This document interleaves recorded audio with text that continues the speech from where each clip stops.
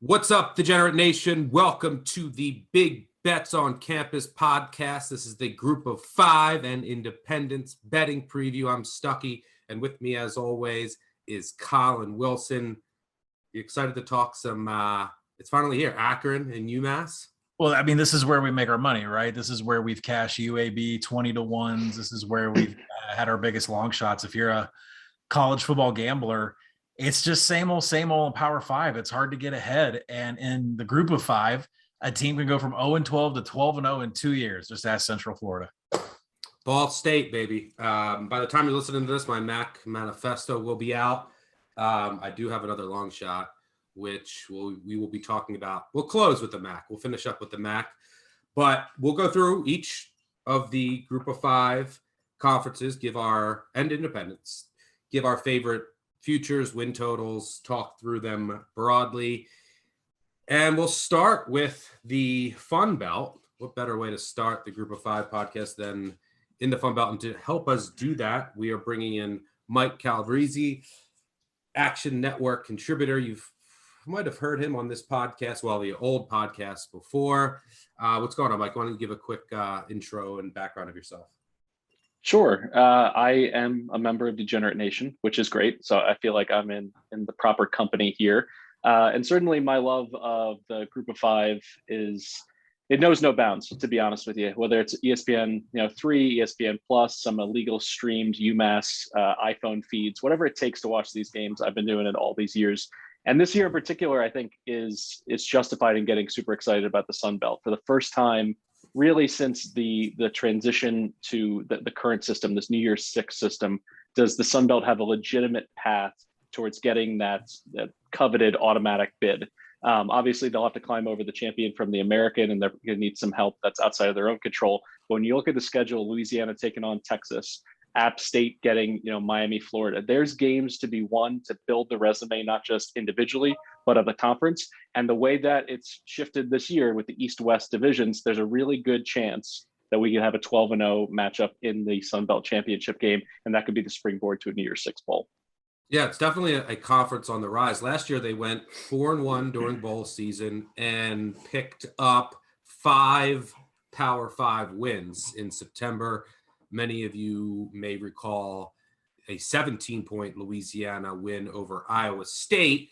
Let's start in the West with Louisiana. It's really hard to make a case for another team in the West to win this division. We'll get to the East, which I think is a little more interesting at the top. But the Raging Cajuns are going for their 4th straight West title. Let's start there, and I'll build a case for a bet that I made, and I'm curious to get your thoughts on it.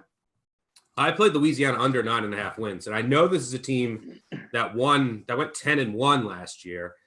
But they bring back pretty much their entire roster. I think they're entire 2 deep outside of a linebacker. They will miss their 2 star running backs that have moved on. And I think that, that kind of the depth at the running back position has taken a hit. And look, I know this team is really good and they have top 25 potential. But if you look at the schedule outside of my number, which is closer to 8.5, I mean, they go to Texas and they go to Liberty, right? So they could lose both of those games. And if they do, they'll have to run the table in order to get the 10 wins. And I'm just not sure they can do that. What I think is an improved conference from top to bottom with a lot of returning production. And I know they were 10-1 last year, but this is a team that beat Georgia State 34-31 in overtime. They made a 53-yard field goal as time expired to beat Georgia Southern by 2. They beat UAB by 4, and they trailed by 10 at the end of the third quarter. They beat UTSA in a bowl game by 7. It was tied in a 4th. They beat Arkansas State by 7. It was tied with 2 to go. And they beat App State by 3 in a game where App State missed a 30-yarder at the end of the game to force overtime. So basically 6 of 7 coin flips essentially went their way last year. And I didn't even mention the Iowa State win. Yes, they won by 17, but they were outgained. They had 2 special teams touchdowns. So there's some close game regression that could really be coming to this team. What are your thoughts on Louisiana from a futures perspective and that win total?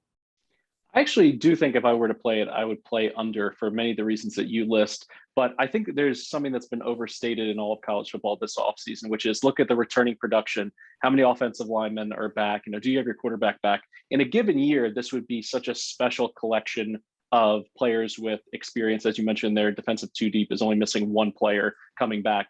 But in this weird 2021 season, a lot of teams are in positions like this. And I actually look at the fact that we have a known quantity at quarterback, and at least in terms of big plays and blowing teams away that they should, they did not get there, even with Elijah Mitchell and Ragus, being able to pound the rock. I was expecting more out of them when I went back and did kind of a post-mortem on their season. And I totally agree with you. There was a handful of coin flip games, and they weren't just against some of the better teams in the Sun Belt and in their non-conference. They messed around with Georgia State and Georgia Southern and should have got burned in one of those spots. And I agree, Liberty is an incredibly difficult non-conference game. And Texas, for everything that you can say about the transition to the Sark era, and they have a new quarterback and all of that, they're not going to overlook Louisiana. Louisiana now has a bullseye on their chest because of what they did in Ames to kick off last season. So if I were to play it, I'd be with you on the under. Do you see any other team in the West that's worth taking on from a futures perspective? I guess no, but how about from a win total perspective, or a team that might be under the radar, whether it's preseason or later on in the year? Texas State is very interesting to me because generally speaking, when you see a team go from 3-9 to 2-10, you're like, well, they're taking on water. That coach has probably got one foot out the door. Unfortunately for the Sun Belt West, I think they're not exactly a sleeping giant by any stretch, but this is a team that I do think can go from 2 wins last year to budging up against that 6-win number to get to bowl eligibility. And it really starts with how much they're bringing back. McBride, their quarterback, has a little bit. He's a poor man's Johnny Manziel. But Spavital, I think, has created an offense that allows him to make things up on the fly. They have enough returning production. And what's so interesting is they brought in 0 high school kids in this recruiting class. They went all portal. They went all JUCO.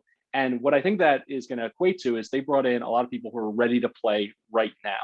And I think when you look at their schedule last season and the games that they were in, they were right in it with SMU. And SMU should have beaten them by 30 points. They almost had a victory in Chestnut Hill beating Boston College. So some of it's coach speak, but when you hear Spavital talk, it's like they really learned what they had. And that was how he viewed last season. They wanted to make sure that they were testing themselves on a weekly basis. I think that's going to pay dividends here. I think they're going to go over their win total, and I think they're going to get the bowl eligibility. The Bobs, Colin must be smiling right now with the Bobs getting some love on the Group of Five podcast. Colin, are you joining there?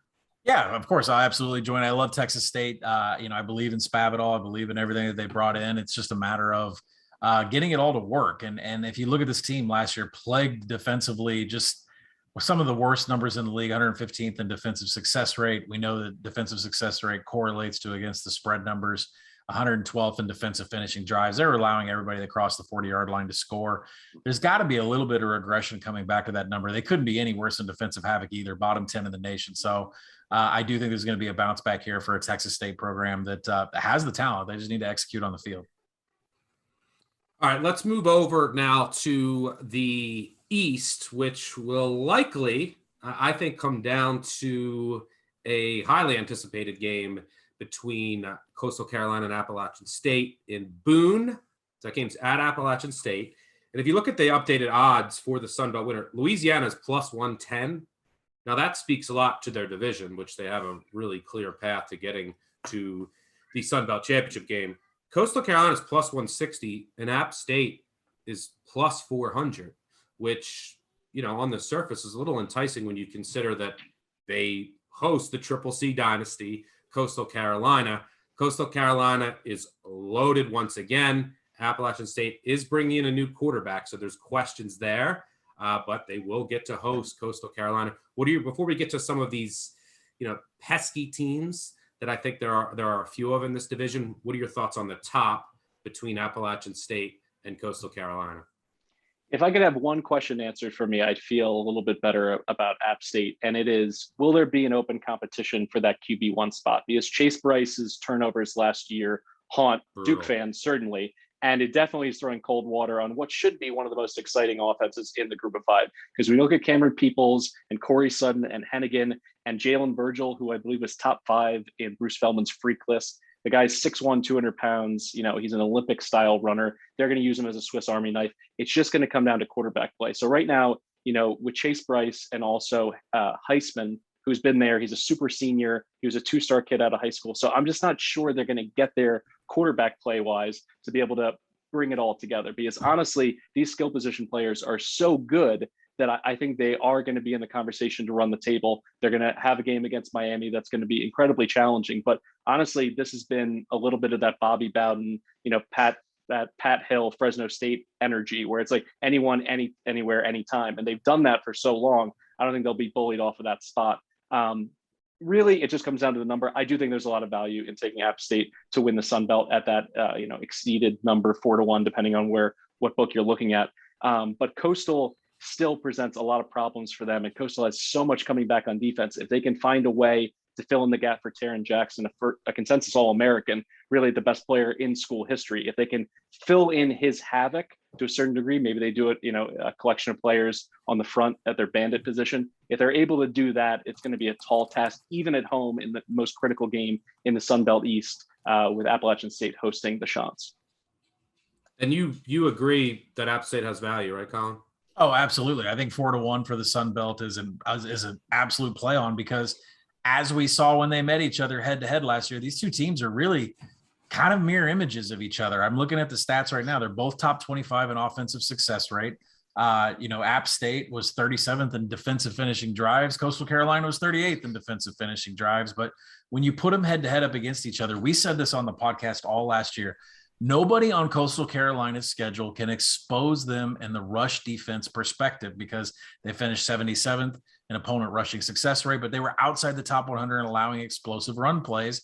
And we had App State circled as the team that could do it on the ground. Now there was some shenanigans at the end. There was a fumble, there was a turnover. Coastal gets the win.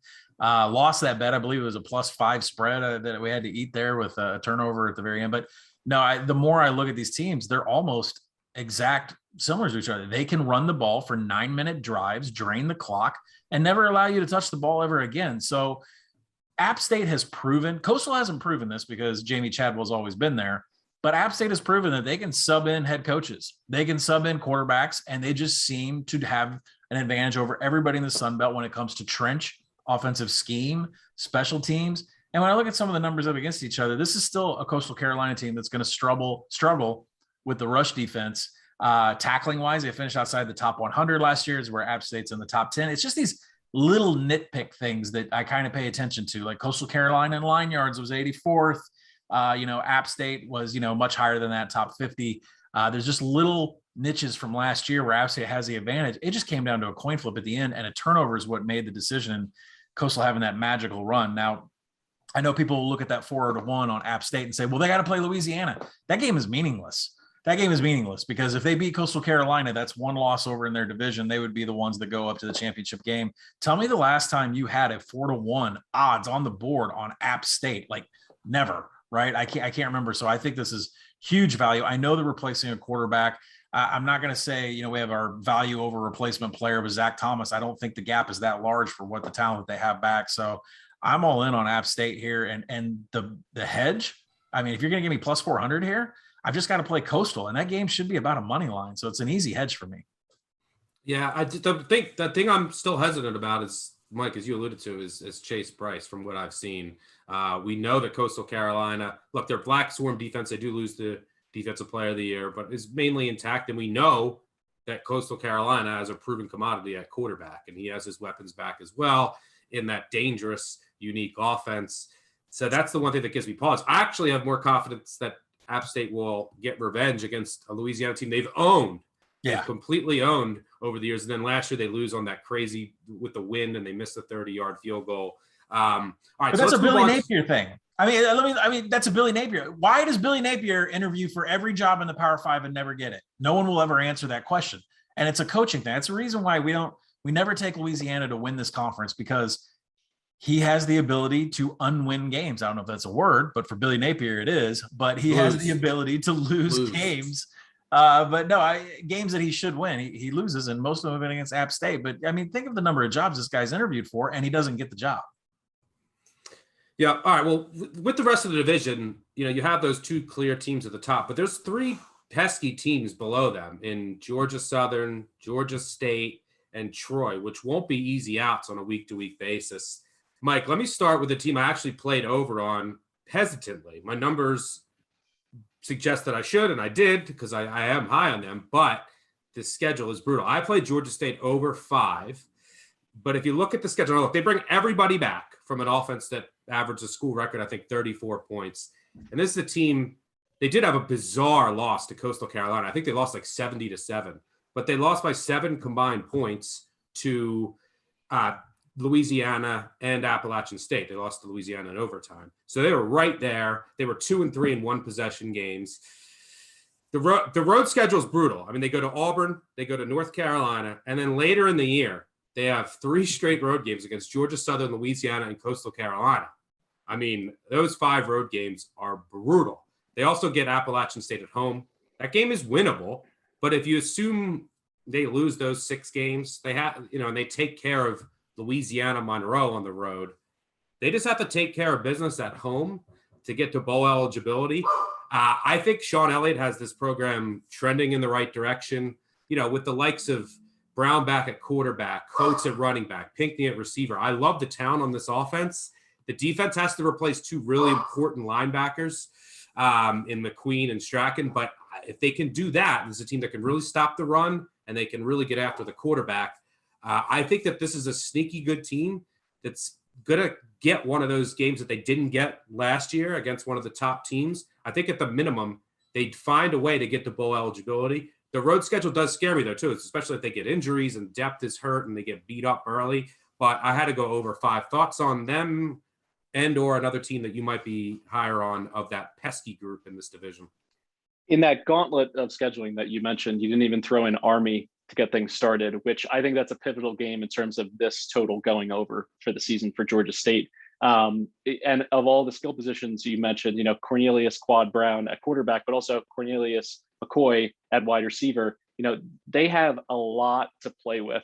And when you look at their performances when they played up last year, at least in my mind, I want to see it on tape. I want to feel a threat offensively. So it wasn't them just, feasting on cupcakes last year. It was them playing up in a lot of big games. And also their bowl game was a nice springboard. I think sometimes it's overstated for the national programs. Texas is back, because they won the Sugar Bowl and now they're going to be in the national title conversation. But I do think it matters a lot to these group of 5 teams and to play the way that they did down the stretch, having confidence now to look back on how they performed against the big boys in the conference. I think they're not necessarily a sleeper to win the East because it's too loaded, but I do like over on that number. And I think, in terms of their schedule, maybe you catch a break with an injury, to a quarterback. Maybe it's Auburn. Auburn is one of those weird teams this year that I have a difficult time kind of slotting where they're going to come up in the power rankings in the SEC because Harsin needs to rebuild. I think you get a lot of buzz around like a Georgia Tech going from a triple option to a conventional modern offense. But I think in a lot of ways, deconstructing the Gus Malzahn offense and what he built, it's going to take Harsin some time. So maybe that's a game, even just momentum wise, they play well, they keep it within, 2 scores, and that can, benefit them on the back half. The schedule is just so daunting. I think it may at the last minute prevent me from pulling the trigger, but I certainly couldn't talk you out of it based on all of the goods that they have coming back. Colin's done such a great job with the TARP rankings, and half of the Sun Belt returns close to 8.5 out of 12 potential TARP points for returning production, which is incredible. And Georgia State's right there at the top of the list. So this is a team that has confidence. They have continuity. The coaching staff stays together. I think there's a lot to like about the Panthers. Yeah, I assume that they go 1-5 on the road, but I think that they might be able to steal one of these games or maybe steal at home against App State. And I think that they find a way to get to 5-1. A sneaky part of this schedule that I do like, you mentioned the Army game, is they start with Army, which means they have extra time to prepare in the offseason. And they also see Georgia Southern every year. So they do see a triple option. They're familiar with it. Sometimes you have these teams that play Army and haven't seen a triple option in 3 years. And then when they play Georgia Southern on the road, which is obviously a winnable game, they would have already seen a triple option earlier in the season. So maybe that swings a win or two, that preparation, and then seeing the triple option twice. Colin, any thoughts on kind of this group of pests in this division. Well, it's interesting you mentioned that because I think ULM did zero prep for the triple option last year and got ran up by 50 points against Army. I don't know if I'm Well, their defensive coordinator quit like a week before. Yeah, I'm not going to look it up. That was bloody. That was brutal. No, I mean, I kind of agree with the rise of Georgia State here. They just need to kind of get to the next level. The problem is they fall in the division they do and not over in the West. I think a team that I liked at the beginning a couple months ago was Troy at 6.5. Lots of indicators. Second order win total specifically said they should have done way better than 5 and 7. They returned just a huge bulk of everything. And there are a number of games on this schedule that they should be they're projected as double-digit favorites. We're talking Southern. I've even got Southern Miss. I've got Troy at -7 there. There's other games like Texas State, South Alabama. There's just a number of games on here where Troy is going to be favored by more than 7 in at least 5 of their games. And then there's another where they're projected just barely into coin flip. So they're going to be less than +7 underdogs to App State. Georgia State's another one of those. It's a coin flip. So Troy has 5 definite wins on their schedule and then a handful of coin flips to get them what was 6.5 and now 7. So I would look for the 6.5. I think Troy is a team that is very well coached, on the rise, returns everything. And second order win total held them back a little bit last year. Carlton Marshall from that defensive group too, just an incredible player. And I think he will be in the running for defensive player of the year in the Sun Belt. So not just experience, like legitimate playmakers. I think he's going on 3 years in a row, leading the team in tackles. He's all over the field. Yeah, he's a tackling machine. Any final thoughts, Mike? Appreciate your time and joining us here. We have to talk about ULM. ULM in complete rebuild mode. Win total the lowest by far in the conference. Hard to really put your hand up if you're taking Jackson State on the money line against them. I think it's in week 3. I'll go ahead and take the Fighting Deons in that spot. I'm projecting it ULM -17 against Jackson State. I mean, that sign me up. Would have to double check. What kind of money line are we going to get on that number there in week 2? No, there's no other game on this schedule. They're even close. I think South Alabama may be their next one. And, South Alabama, they seem to have talent come in, especially at the skill positions. But every time I start talking about taking it over on the team, Stuckey and I seem to lose money. So, no, I don't know who else ULM is going to beat. The 1.5 is out there juiced like crazy. But you got to find a second win. We're not sure they can beat Jackson State. Any final thoughts, Mike? I think that basically wraps it up. I do think there's a little bit too much negativity on how bad the West is. I think between Arkansas State and South Alabama, one of them is going to figure it out offensively. Both have, upside at the quarterback position. Lane Hatcher in particular, if he can rekindle some of the magic, he'd been playing musical chairs at quarterback for so long. Now that it's his team, I think there's a decent chance that they could have some punch offensively. And South Alabama in a similar way, with Jake Bentley stepping in at quarterback with a lot of Power 5 experience. The Jalen's out at wide receiver. Jalen Tolbert in particular is a stick of dynamite. So I think those teams could be feisty. I want to see early on if they put it together. And if they do, they're a team that, I like to play for some backdoor covers in September. I want to see Arkansas State get one stop first. Watching that defense last year was, unbelievable at times. All right, thanks to Mike for joining us. You can find him on Twitter at East Breeze. That's BREESE.